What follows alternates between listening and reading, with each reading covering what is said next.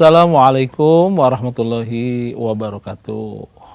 Absana wa amsa mulkulillah wal izzatillah. Absana ala fitratil Islam wa kalimatil ikhlas wa ala dini nabiyana Muhammadin sallallahu alaihi wasallam wa ala millati abina Ibrahim Hanifa wa makana minal musyrikin. Tentunya puji yang sejati, puji yang sempurna kita sampaikan kepada Allah. Alhamdulillah, sahabat Kompas TV Jabar, kita berjumpa kembali dalam program Lentera Kolbu. Ya, alhamdulillah sudah hadir pula dengan tim dari Kompas TV Jabar ya. Tema yang akan kita bahas berkaitan dengan jenis-jenis rezeki. Pertama, selalu kita bersyukur kepada Allah dan selalu kita sampaikan salawat kehadirat manusia mulia, pembawa cahaya, Nabi kita Nabi Muhammad sallallahu alaihi wasallam.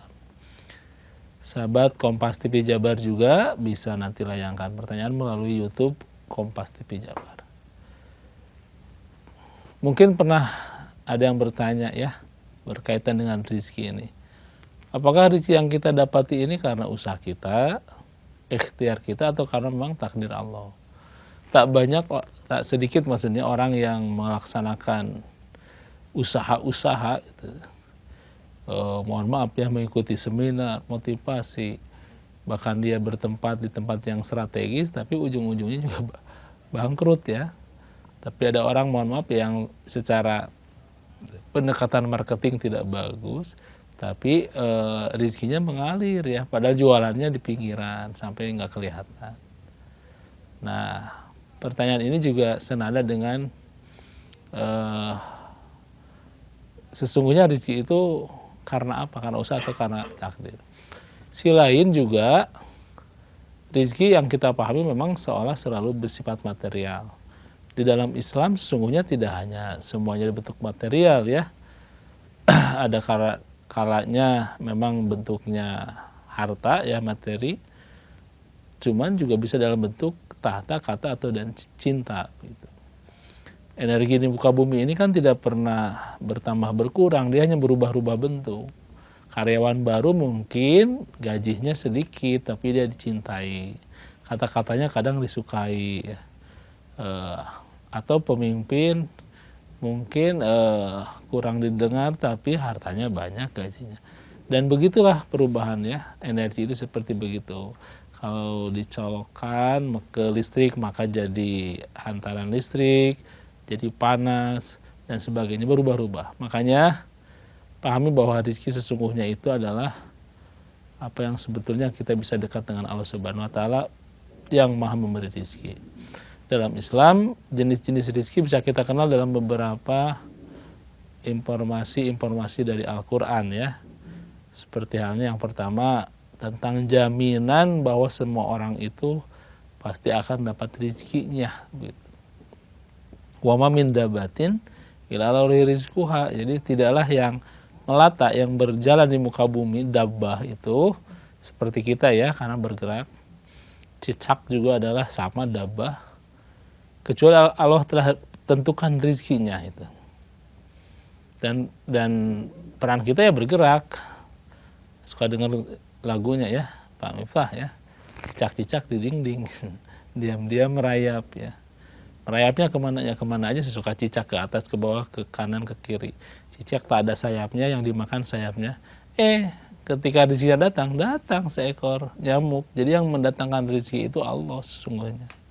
Tak ada cicak yang stres ya, walaupun yang dimakannya sesuatu yang memiliki sayap.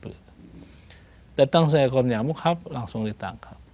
Nah, kita yakini semua yang ada di sini semuanya pasti bakal dijamin rezekinya. Oke ya, yang pertama rezeki yang dijamin.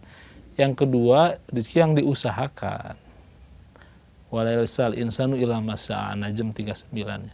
Ya memang rezeki yang diusahakan itu melakukan 30 keluar 30, melakukan 40 keluar 40. Ya, sesuai dengan apa yang kita lakukan. Tapi jika kita menginginkan rezeki kita malah menjadi rezeki yang terus bertambah, sesungguhnya yang ketiga itu rezeki yang dikarenakan rasa syukur kehadirat Allah ya. Ibrahim ayat 7 itu Jadi rezekinya akan kita dapati dalam bentuk harta, tahta, kata, dan cinta ya. Ketika kita bersyukur kepada Allah. In syakartum la azidanakum. Kalau engkau bersyukur, aku tambah sekali lagi rezeki yang Allah berikan kepada kita. Jadi kalau yang pertama kita pasti dijamin, kedua pasti sesuai apa yang kita lakukan. Maka kalau kita bersyukur akan Allah lipat gandakan. Dan yang lebih dahsyat lagi rezeki ketika kita bisa melakukan yang keempat, apa? Ketaatan, ketakwaan. Jadi ketika seseorang mendapatkan rezeki yang diduga kan biasanya nggak aneh ya. Saya gaji saya setiap bulan segitu, keluar segitu, dan lewat lagi segitu.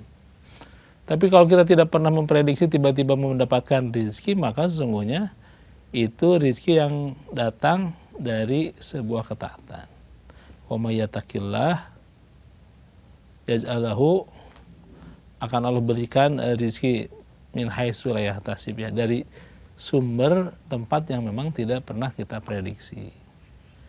Nah, itu jenis rezeki yang keempat. Maka sungguhnya dalam kesempatan kali ini ketika kita hari ini masih bisa hidup sehat, sesungguhnya karena memang kita dijamin.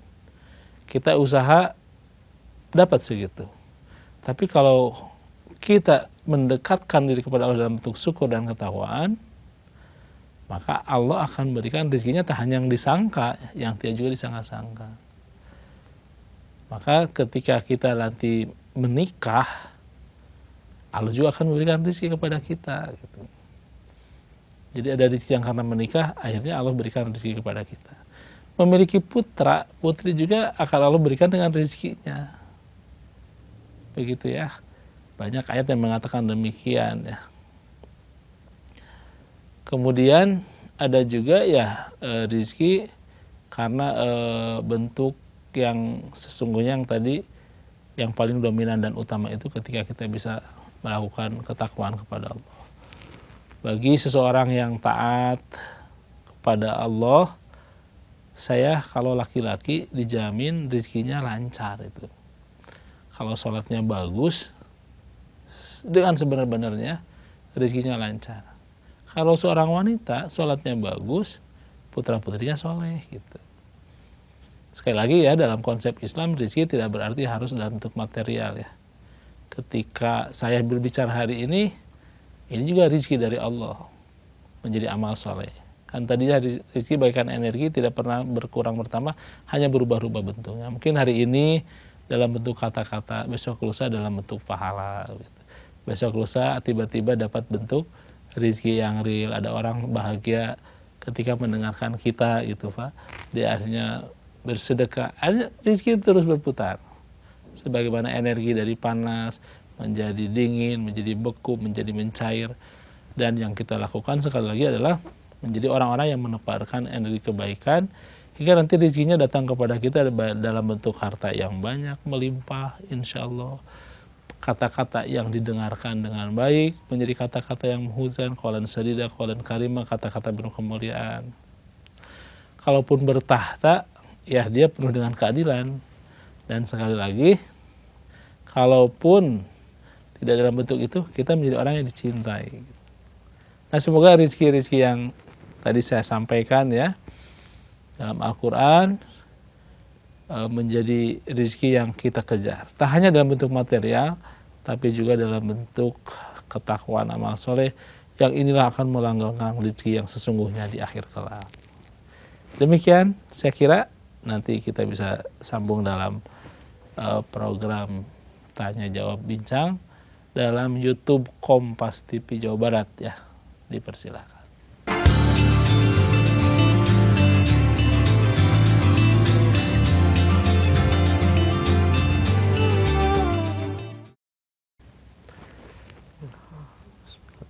Bismillahirrahmanirrahim. Assalamualaikum warahmatullahi wabarakatuh. Waalaikumsalam warahmatullahi wabarakatuh. Ketemu lagi nih Pak Ustadz. Sehat. Alhamdulillah ketemu lagi. Ini tentang rizki ya Pak Ustadz. Tadi Pak Ustadz bilang rizki itu tidak hanya dari yang memohon, tapi ada datangnya dari Allah. Bagaimana dengan rizki yang misalnya kayak kita sudah diberikan kesehatan pada tubuh kita, namun bagi diri kita tidak menjaga rezeki yang sudah diamanahkan. Misalnya Pak Ustadz, kita seharusnya mungkin mandi 3 kali sehari gitu ya Pak Ustadz ya. Iya. Itu kan 1 kali. Sedangkan kita udah diberi rezeki kesehatan. Lalu kita tuh malas mandi gitu Pak Ya, Ustadz. menzolimi diri sendiri. Itu gimana Pak Ustadz? Apakah itu salah satu menjadi sesuatu yang tidak mensyukuri rizki yang diberikan? Ya. Atau memang itu sifat orang yang memang, oh memang manusia ini seperti ini? Ya, gitu. Ya demikian ya. Sekali lagi ya, kan hari ini banyak orang yang pontang-pentong ya cari kerja, ngumpulin uang agar dia bisa punya uang, tapi akhirnya uangnya dipakai untuk kesehatan dirinya ya, karena udah tua ya, dia udah segini mau uang nggak ada ya, tapi sehat. Udah banyak uang tapi sakit. Sungguh dua-duanya ini menjadi rezeki. Maka menjaga diri kita, Pak. Raga kita itu bentuk syukur ini. Jadi kalau hari ini kita menjaga raga kita ya, agar mata kita tetap baik lahir batin begitu, ini memang sebuah bentuk syukur. Agar kata-kata kita terjaga dengan baik, itu juga bentuk syukur. Dan syukur terhadap ini semua raga kita ya salah satunya dengan melakukan sholat gitu.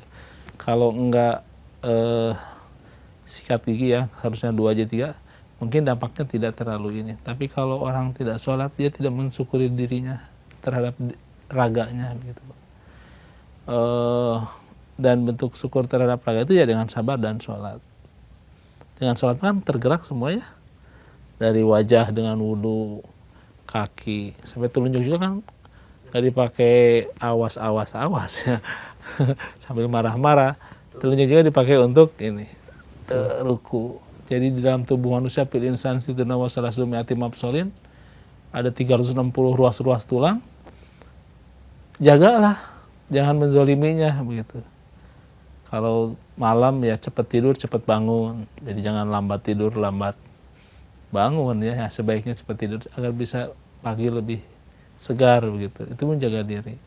Dan bentuk sholat adalah sebentuk syukur sangat luar biasa. Jadi kalau ada orang tidak menjaga dirinya, dia telah berdolim kepada diri sendiri. Masya Allah. Jadi bukan dari Allah, nyari tambah pilihan hidup ya. Betul, Ustaz. Kan kalau kasep atau gantengnya sih dari Allah ya, itu mah relatif. Tapi kita bisa menjadi orang yang ahli sedekah, bisa menjaga diri dengan baik, bisa cerdas, itu upaya kita gitu.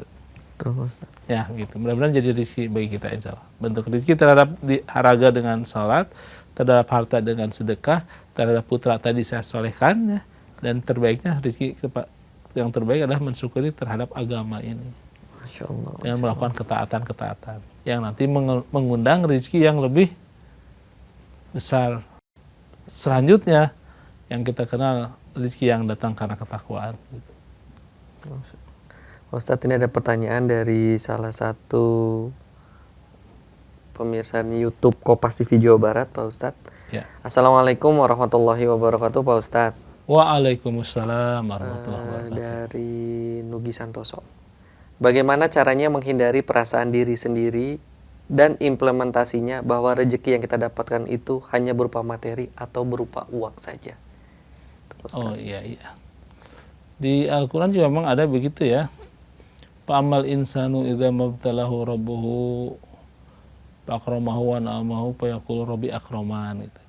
Jadi kalau Allah memberikan kepada kita banyak rezeki gitu Pak ya, harta sebagainya, Allah sedang memuliakanku gitu.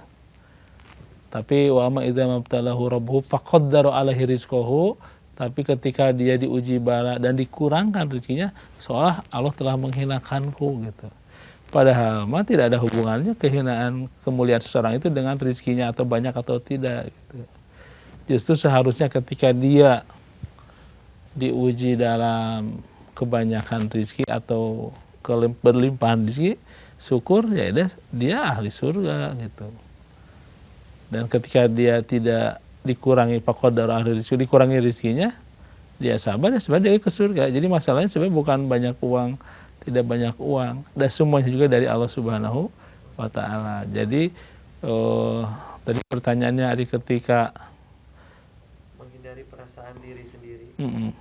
Apa yang kita dapatkan itu hanya berupa materi atau uang saja. Iya, nah harus kita singkirkan perasaan itu bahwa ya tidak hanya materi, kita sehat, kita bisa berbicara, bahkan mohon maaf ya Pak ya, ada karena sesuatu aja tidak bisa mengeluarkan salah satu ekskresi dalam tubuh kita gitu ya.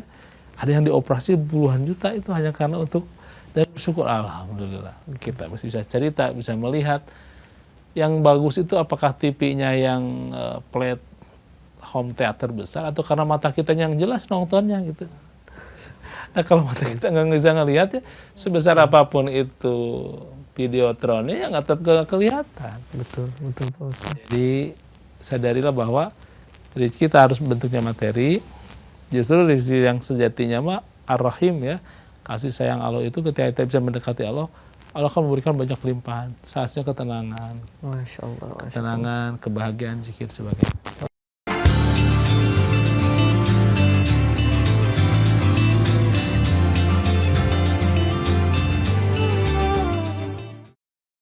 Assalamualaikum warahmatullahi wabarakatuh. Waalaikumsalam. Pak Ustadz, mau tanya dong.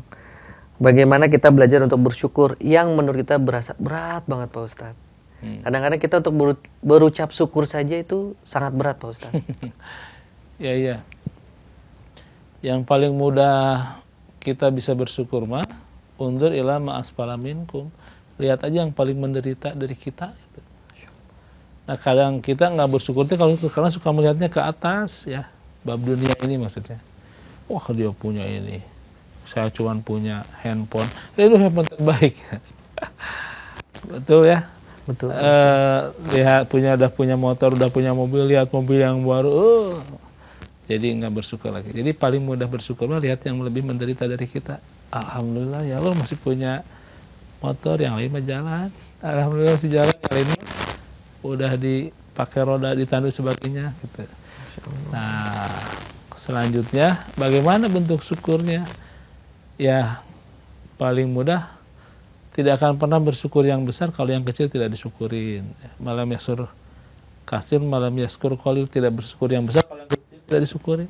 Maka syukurnya yang paling dekat dengan diri kita. Alhamdulillah ya Allah bisa sehat, makan masih bisa. Nah itu kan selalu begitu ya. Kalau beberapa guru kita mah ke air ada gayung jaga harus bersyukur. Kebayang ya ke air nggak ada gayungnya. Tuh. Ribu ya. Makan nggak ada minumnya Ustadz ya. Minumnya. Jadi sebenarnya terlalu banyak yang sudah Allah berikan kepada kita. Oke, bab makan minum gampangnya. Sok coba siapa yang ngurai. Betul. Jadi kuku. Betul. Orang Sunda menjadi huntu, cina ya. Alhamdulillah yang panjangnya kuku bukan huntu. Kebayang kalau Allah dibalikin. Alhamdulillah yang panjangnya teh rambut-rambut lain. Yang ini dari dulu segini-gininya halis. Makanya jangan terus pakai dikatasin halisnya ya. Marah-marah terus maksudnya. Bersyukurlah. Kalau tiba dipanjangin oleh Allah tiap hari ya capek ya Pak. Tiap jalan ke kelebaran begitu. Betul. Masuk. Dan itulah bentuk syukur. Masya Allah. Pak Ustadz, berarti sebenarnya rizki itu tidak hanya kita mengucapkan alhamdulillah, tapi kita harus dan mengucapkan. Yang selanjutnya melaksanakan sesuai dengan pemberi rezeki itu, kehendak pemberi rezeki. Jadi syukuran itu tidak maknanya harus makan-makan segala. Nggak jadi makan-makan, nggak jadi syukuran. Enggak. Hari-hari demi hari yang kita lakukan adalah bentuk syukur karena Allah. Karena kita menjalankannya dalam apa yang Allah inginkan. Seperti acara ini, menyiarkan dakwah ya. Walaupun kita sendiri jauh dari makna itu, tapi kita berupaya ada sedikit sampaikan. Begitu ya Pak Miftah dan semua sahabat Kompas TV. Kita memberikan kebaikan di jalan yang Allah menginginkan. Jadi kopiah itu ya di kepala, walaupun harganya murah. Sepatu itu bentuk syukurnya di bawah walaupun mahal gitu. Betul. Jadi menjalankan dengan apa yang diinginkan oleh yang memberi syukur itu kebaikan. Ini saya ngasih buat Pak Miftah 1 miliar, Pak Miftah dipakai untuk umrah. Masya Allah. Masya Allah. Dan demikian juga Allah yang memberikan dunia serta isinya agar kita melaksanakannya dalam ketaatan kepada Allah, dan kita juga menjadikan apa yang Allah berikan ini untuk menjadi jalan bisa mengenal Allah, mendekat kepada Allah, dan disukai, yuhibbullah wa yardo, disukai dan diridhoi oleh Allah, maka itulah bentuk syukur dengan